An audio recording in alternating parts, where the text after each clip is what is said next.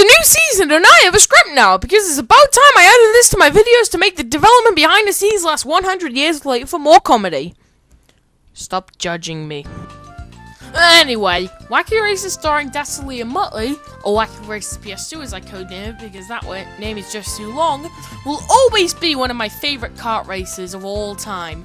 Not only because of the sheer amount of content to make this full game last 9 or so hours at its fastest, but also because of the gameplay within the game itself. You see, along with the gameplay just being, you know, faster, you can equip 3 different abilities at the start of a round and then collect tokens to use them.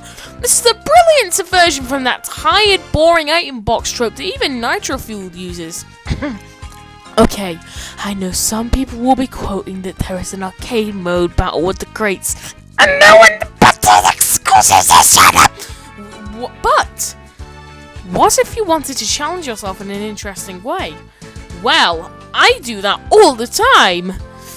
I have beaten the Team 00 challenges without losing to Dastardly once. I've beaten the final boss with the Bouldermobile on the hardest difficulty. Heck, I've even beaten the Dreamcast version in one sitting. You'll never be like me, kids. But then I thought, what if I try to beat the whole game without items? Because as the narrator quotes, equipping abilities is the key to... "You weren't supposed to cut that off! You had one job, Greg Bird!" But those quotes are just way too tempting. So I attempted the challenge, not knowing what I had just awakened. And now, about a week of non-stop playing it later, I am finally done and I am finally ready to bring you the analysis. So tonight, we are making it our main priority to not collect those pink dancing spheres. Can you beat Wacky Races PS2 without abilities? So you may be asking, Connor, what's your game plan? Well, first, the game in this state would only be possible in the absolute baby mode that is easy difficulty. Don't judge me, any higher difficulty is literally impossible. So, and if that's not enough to make the run even possible, we need a character that's behind a boss door. So I would have used another character like Luke or something, but with their stats, I hope you can forgive me for giving up. Now, you may be thinking, why not use Dastardly? Well, there are 2 very important schedulic semantic reasons why. One, when you unlock Dastardly and start playing him, certain things are locked away to stop you from completely breaking them, like the Team 00 Tag Challenge for completely obvious reasons. And 2, with this one being way more impactful than the first one, that would be dumb. Oh, and one last thing. As a bonus challenge in every stage with all the other races, they will have their full ability arsenal. If at any point we need to disable the all abilities cheat, then the bonus challenge is failed. So then, we have our game plan, we have our crazy Swedish professor, we have our vows to spend the next 12 hours of our lives screaming at this screen. Let's do this! Now then, this challenge video right here is going to work a little differently to my normal ones, because there is just so much to show in this run that I simply couldn't include all of it. So I'm just going to label the toughest parts which had me really worried, okay? First of all, there's nothing really in the track challenges that's that difficult. They're just kind of there, to be honest. Well, except for Gruesome Towers, because it's at that point where you realize that the professor's turning is not so hard. With the advent of the Professor's not-so-good turning stats combined with his added speed, you'll be smacking into walls faster than Sonic's running speed when he hears that there's onion rings next door! I've seen that. It's scarring. Aha! But we do have a trap card for this sort of situation. And that is, if you hold L1 and R1 at the same time, the car will turn way smoother for the trade-off for the period of not as fast speed and not being able to use abilities in that stick. Yeah, right, if that bothers us. Sadly, though, the Professor has easily the worst of these turning things. Yes, it gets you around the bend faster, but it's still not very fast, but so that's a real problem. But luckily, we don't have that sort of problem yet, so we don't have to worry about that yet. Foreshadowing. And then my editing software crashed and erased all of my future progress. So yeah, this is me from the future, and I have to redo all the work I've already done up to talking about the Hay Baler boss battle, and I have some lines to re-record. Somebody kill me! The Wacky Cups, I know this is not the footage of it because I couldn't find the footage after it crashed, are not too challenging either. But regarding the Wacky Cups, I've got some good news and I've got some bad news. The good news is that for the Wacky Cups, you don't need to get a specific time to get the clock. You just need to get a tournament sweep. Foreshadowing. And the bad news is that the AI's difficulty is slightly harder than in the Wacky Cups. Did I say that in? I didn't mean to say that part. Making it slightly harder than normal races. And remember that if you lose one stage, it's back to the start. Oh, and by the way, the clock doesn't appear if you use a retry, so just game over and start again. I was lucky enough to get through every Wacky Cup on my first try, except for the Forest Cup, where when I was about to win it, I used an item like a complete idiot. But apart from that, they're challenging, but not that much to write home about. Next up in line to talk about is the Golden Muttley challenges, where it's the same as the track challenges, except for the timer being a bit longer and you have to collect 10 Golden Muttley trophies to validate your finishing position.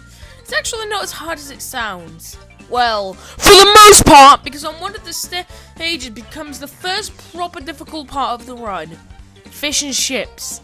I hate the fish and chips Golden Muttley with every fibre of my being. Let me just show you the clip and let your jaw drop faster than an elephant letting trapeze. Oh, wait a minute. You know what I said. The stage is too easy. Oh, wait, did you see that?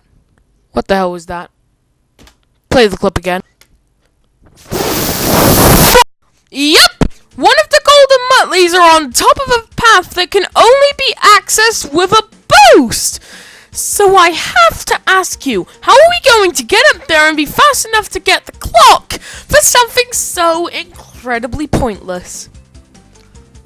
Well, I'm glad you asked. When you're about to do the jump, turn back on the top layer. Then you can collect the Golden Muttley on the top and go back through the stage, and by some unholy alignment of the stars, you'll still make it in time to get the clock.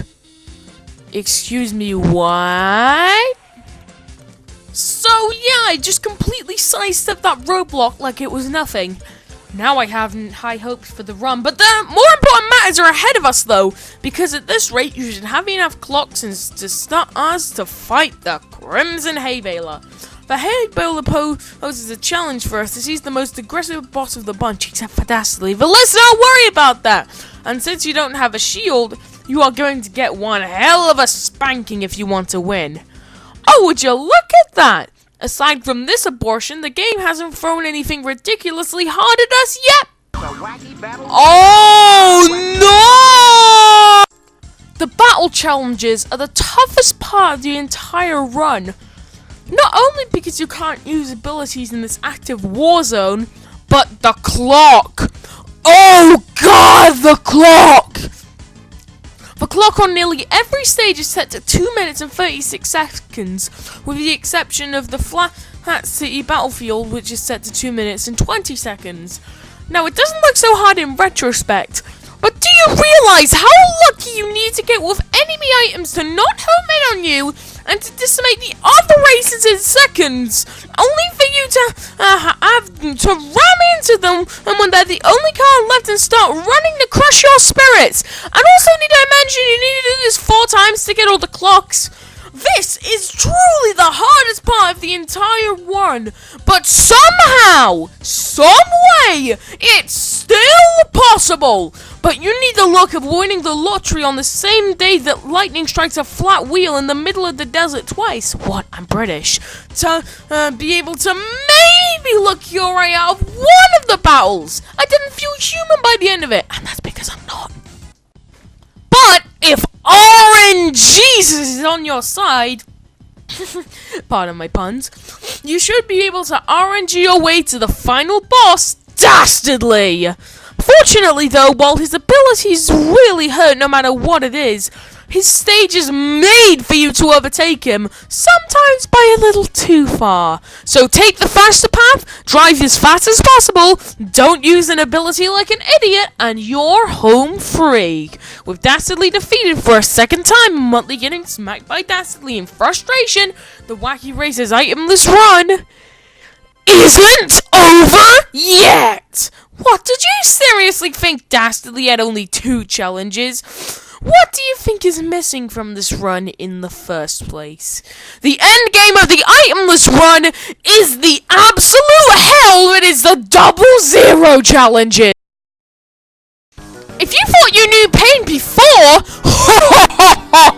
you are in for a whole new world of pain when you attempt this. If nobody's ever seen these, let me give you a quick rundown. It's an elimination cup where you have to stay ahead of last place to stay in the race before finally squaring off against a 3-lap race against Dastardly, unlike the other races that are 1 lap. But that's where the breakdown ends and where the problems start flooding in a mansion of problems. Why did that not make any sense? I never make sense when I'm reading that line! Firstly, the AI is at their hardest in these stages, making them way more aggressive than I could have ever imagined. And will stop at nothing until they hit you. But wait, because it gets worse. Dastardly acts like he is in the boss races and can decimate you in a few seconds, completely ruining your run at the last part. But wait, it gets worse. Dastardly is placing multiple loopholes around the stage that will stop you in your tracks if you touch them. And speaking of stopping you in your tracks, did I mention that all the AI still have all their abilities so they can kill you faster than they should? But wait, it gets worse. Remember when I did the foreshadowing about all the cups requiring a sweep? Well, this cup doesn't have that. You still have to beat it in a time limit that even the developers thought was only possible on items. I was so close to ruling this off as impossible. Well, except for the bonus challenge. I mean, that's obviously impossible with everybody's abilities. But I was going to rule off the entire run as impossible right at the very end. But then, in another Maniac Minds attempt, I somehow, someway got far enough ahead of Dastardly so that he couldn't and wouldn't shrink me. I was saving the lead and beat the clock by only a second. I did what I thought was impossible, dopamine was inserted in my brain, and I had hope. And wouldn't you know, that is actually the toughest of all the challenges. I mean, the others are still ludicrously hard, yes, but the desert one is the hardest because it ends on a water shortcut level. Huh, go figure. The others can be beaten in their own sort of style. Snowfall Peaks is one where you don't really have to worry about the timer. Redwood Valley is difficult, but the final stage in it is Rushmore Rapids, which the AI loves to get stuck on.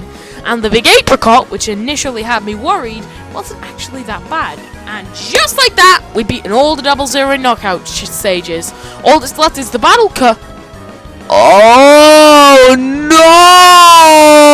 Thankfully, it's not as hard as it seems, because instead of needing to get a time to beat it, you simply just need to get a sweep. It's not actually as difficult as it sounds. And just like that, we've achieved the 53-star goal, and it's time to enter the end game.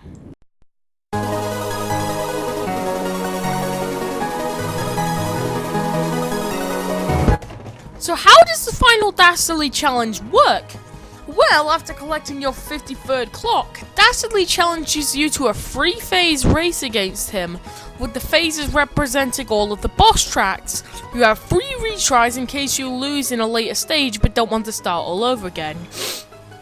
But Dastardly is at his peak gameplay in this endgame battle, and it shows! The first stage in Snowtop Drop is pretty difficult, as there is no easy way to overtake him, and when you do, you probably still need to get past the spiral. And speaking of, Dastardly's boosting tendencies are insane in this battle, so if you're ahead, don't expect yourself to be an immediate winner, because you need true skill to get ahead of him without completely getting destroyed and without any shields. Trust me, it's way more difficult than it sounds.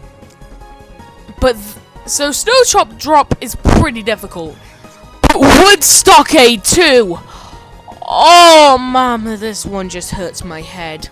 This one has too many thin paths and twists and turns to make it easy for you. And with dastardly speed, you need to use some insane finesse to get past it. I was lucky enough to pull something off like that on my first try, but when I retried it again for testing purposes, I couldn't beat it no matter what I did. So maybe I was just lucky or something, but I don't know.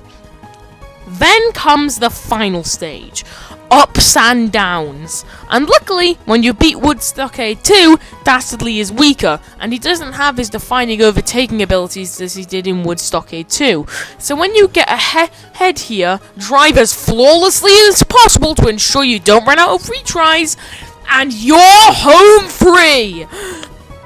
Dastardly's secret weapon demolished into shreds and Dastardly's animal-abusing rage getting declined, the Wacky Races PS2 itemless run is... Mission complete! Wow, I didn't think this would even be possible looking back at it from a few months ago.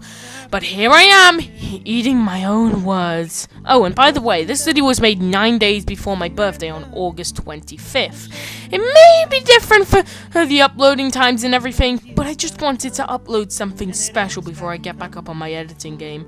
And I needed some time to myself. So in the end, I didn't think it would even be possible. But with skill, patience, and RNGesus on your side, you can finally eat the words of the narrator and say hi to the end screen, itemless. We're taking the back streets. You never know if you don't go. You never shine if you don't glow. Hey, now you're an all-star, get your game on, go play. Hey, now you're a rock star, get your show on, get paid. And all that glitters is gold. Only shooting stars break that mold. Know it's a cool place. They say it gets colder. You're bundled up now, but wait till you get older. Meteor men, they beg to differ, judging by the cold and the sad